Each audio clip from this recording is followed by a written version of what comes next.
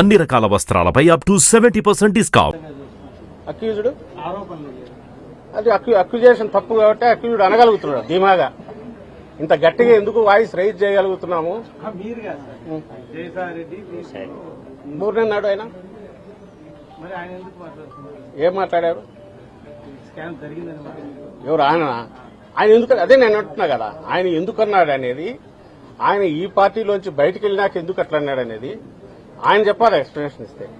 ఆయన ఒక ఇండివిజువల్, ఇప్పుడు పార్టీలో లేడు, బయటకు వెళ్ళాడు. నేను అనేది ఆయన ఏదన్నా, నేను ఈ రోజు మాట్లాడింది ఏదన్నా, మా నాయకులు ఎవరు ఏదన్నా, లేదా ఇప్పుడు డిఫెండ్ చేసుకోవడానికి మేము అక్కడ లోపల ఏం ఆర్గ్యూ చేసినా, అల్టిమేట్ ఇదైతే ఆధారం ఉందా లేదా అనేది. ఇప్పుడు వాళ్ళైనా పబ్లిక్ ని ఇంప్రెస్ చేయడానికి ఎందుకు అంతగా రాస్తున్నారు? ఏదో కొంపలంటే ఘోరాలు జరిగినాయని కదా, ఆధారం పెట్టాలి. మేమైతే చెప్తున్నాం, మా ఈ దీంట్లో ఎక్కడ స్కామ్ చెప్పండి అని అడుగుతున్నాం. అలాగే చంద్రబాబు దాన్ని మేము వేసిన సిట్ ఆ రోజు వేశాము, అది స్కామ్, రియల్ స్కామ్ అని ఎందుకు అంటున్నామో అది చెప్పాము. ఈ రోజు అది క్లోజ్ చేయిస్తున్నారు కేసు. ఎందుకు ధైర్యం ఉంటే దానికి దీన్ని కలిపి చేయొచ్చుగా, రెండు కలిపి ఎంక్వైరీ చేయొచ్చుగా, థర్డ్ పార్టీ సెంట్రల్ ఏజెన్సీకి ఇచ్చి చేయించొచ్చుగా, దాని మీద నేను రెడీ అనొచ్చుగా.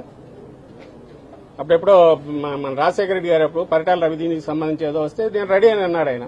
ఇంకొక అలిగేషన్ వస్తే సిబిఐ దానికి నేను రెడీ అన్నాడు. ఈయన తన అధికారంలోకి వచ్చి ఏం చేస్తున్నాడు అంటే తన కేసు క్లోజ్ చేయించుకుంటున్నాడు. తన కేసులన్నీ మొత్తం మార్చేసి ఏమీ లేదు ఇందులోని రిపోర్ట్ సబ్మిట్ చేసుకుని బయటపడాలని చూస్తున్నాడు. తప్పకుండా పోతాం, తేలినప్పుడు తప్పకుండా పోతాం. మేమంటే క్లోజ్ చేస్తే ఖచ్చితంగా పోతాం, పోకుండా ఎందుకుంటాం. సార్, లిక్కర్ స్కామ్ మీద ఇప్పటివరకు మాట్లాడలేదు. ఇప్పుడు పూర్తి స్థాయిలో విచారణ పూర్తయింది కాబట్టి ఎంపీలు దేశ స్థాయిలో, జాతీయ స్థాయిలో ఈ అంశాన్ని ప్రస్తావించాలి. ఏపీలో లిక్కర్ స్కామ్ అన్న చంద్రబాబు ఎంపీలకి చేశారు. ఆయన ఒక కథ, దాన్ని ఇదేమన్నా చేసేదానికి ఏదైనా చెప్తూనే ఉంటాడు, రాయడానికి వాళ్ళు ఉన్నారు. ఈయన చెప్పకపోయినా ఆయన చెప్పాడని వీళ్ళు రాస్తారు. ఈనాడు, జ్యోతి ఇక్కడ కూడా ఉన్నట్టు పెట్టుకుంటే వాళ్ళు వీళ్ళే చేస్తారు. ఆ కథలు ఎలాగో నడుస్తుంటది, కథా పరంపర, అది ఆగేది కాదు, అది ఎంతకాలమైనా నడుస్తూనే ఉంటాయి. అలాగే దీనికి సంబంధించినంత వరకు ఆధారాలు ఏదైనా ఉన్నాయంటే, మన చంద్రబాబు నాయుడు గారు ఆయన ఇప్పుడు ఓటుకు నోటు కేసు దగ్గర నుంచి తీస్తే పెద్ద దాంట్లో ఆయన లేనిది ఎక్కడో చెప్పండి. ఆ కేసులో రేవంత్ రెడ్డి ఆయన బ్యాగుతో సహా పట్టుపోయా, మన వాళ్ళు బ్రీఫ్డ్ మీ అని ఛార్జ్ షీట్లో 10 సార్లు ప్రస్తావనకు వచ్చా.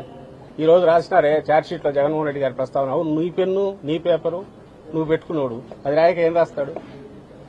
అక్కడ ఆ రోజు నీ కంట్రోల్లో లేని అక్కడ వచ్చినా మరి అది బయటకు రాకుండా ఇది చేసుకున్నారు. ఆ తర్వాత పొలిటికల్ కాంప్రమైజ్ అయ్యి ఏమై చేసుకున్నారో తెలియదు అని గుడిచోపుడు కాకుండా ఇటు వచ్చి తప్పించుకున్నారు. అంతకంటే అది క్లించింగ్ ఎవిడెన్స్. బ్యాగుతో డబ్బు, మనిషి వీడియో, అతను ఆ పార్టీ నాయకుడు రేవంత్ రెడ్డి, అప్పట్లో తెలుగుదేశం పార్టీ నాయకుడు. అండ్ దేర్ దానికి పిట్రోకో, అంటే అది ఇచ్చినందుకు ఓటు వేయించుకోవడానికి ఎలక్షన్ ఉంది. And Chandrababu Naidu phone talk, మన వాళ్ళు బ్రీఫ్డ్ మీద అది బయటపడింది. అది ఫోరెన్సిక్ పోయి కరెక్ట్ అని కూడా అది వచ్చింది. ఎస్, అది ఎవిడెన్స్. నువ్వు దాన్ని క్వశ్చన్ చేసి దానికి అతను ఆన్సర్ ఇవ్వాలంటే ఇక్కడ అలాంటి ఒక్కటన్నా చూపించండి, లేదుగా. మిథున్ రెడ్డి గారికి సంబంధించిన పిఎల్ఆర్ సొంత ప్రాజెక్టు 15 కోట్లు మొత్తం కూడా ఆయన అకౌంట్లో వెళ్ళినట్టు తెలిసిన 15 కాదు, వాళ్ళు రాసింది 5 వచ్చింది, పోయింది వెనక్కి అని కూడా రాశారు. వచ్చింది ఏదో కాంట్రాక్ట్ కోసం, మళ్ళీ వెనక్కి వెళ్ళింది, ఇంకా అయిపోయింది, ట్రాన్సాక్షన్ అయిపోయిందిగా.